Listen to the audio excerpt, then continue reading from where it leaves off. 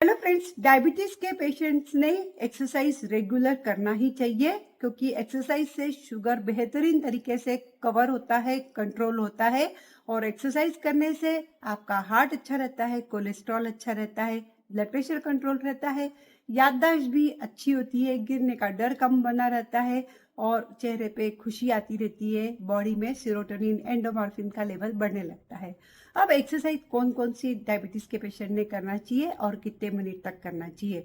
American diabetic association ने कहा है कम से कम मिनिमम 150 मिनट्स मॉडरेट स्पीड का आपको वॉकिंग करना चाहिए एक हफ्ते में। ये तो मिनिमम एक्सरसाइज की बात हुई। दूसरा नियम दिया है हफ्ते में 3 बार 2 बार रेजिस्टेंट ट्रेनिंग मतलब जिम वाले एक्सरसाइज करना चाहिए। This is compulsion. अब एक्सरसाइज को हम 3 प्रकार में डिवाइड करते हैं। FAR। एफ यहाँ पे बोलता है फ्लेक्सिबिलिटी वाले एक्सरसाइज, मतलब कि योगासन, पायलट्स वाले एक्सरसाइज। जब हम फ्लेक्सिबिलिटी वाले एक्सरसाइज करते हैं, जैसे योगासन करते हैं, तो मसल्स और टेंडन का स्ट्रेचिंग होता है।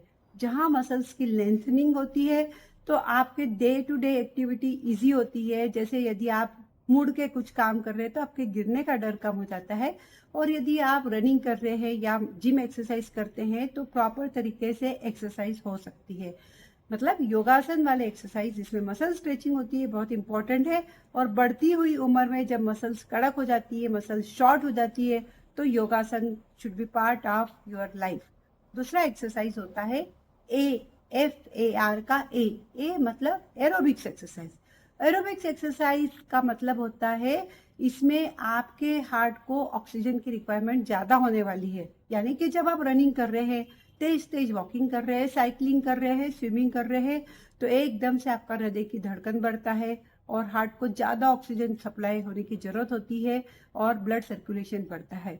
इसके बहुत सारे फायदे होते हैं। सबसे बढ़िया शुगर वेल कंट्रोल होने लगता है, वजन कम होने लगता है, बेली फैट कम होता है, याददाश्त अच्छी होती है, सर्कुलेशन बढ़िया होता है और आपका माइंड भी फ्रेश हो जाता है। इवन कॉन्स्टिपेशन भी कम होता है।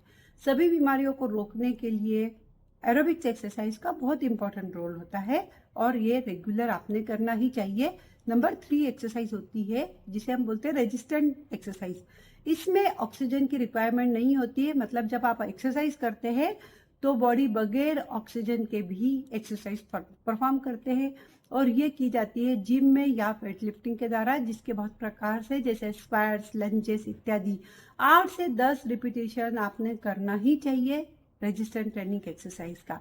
रेजिस्टेंट ट्रेनिंग से भी आपकी बॉडी में बहुत फायदे होते हैं। हार्ट के लिए, शुगर कंट्रोल के लिए, वेट कंट्रोल के लिए इसका मेन रोल होता है। परंतु HDL कोलेस्ट्रॉल यानी कि अच्छा वाला कोलेस्ट्रॉल तो बढ़ाने का काम सिर्फ रेजिस्टेंट ट्रेनिंग एक्सरसाइज करता है और इससे आपका मेटाबॉलिक रेट भी बढ़ जाता है।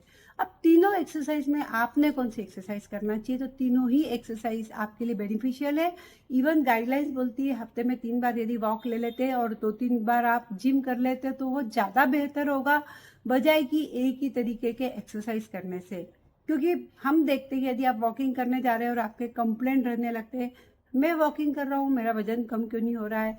तो वॉकिंग का स्पीड और कितना लंबा वॉक कर रहे हैं इस पे आपका कैलोरीज, आपका जो बर्न हो रहा है वो डिपेंड करता है। लेकिन यदि आप मसल मास बढ़ाते हैं तो हर एक्सरसाइज, हर लाइफ में आपको इसके फायदे दिखने लगेंगे।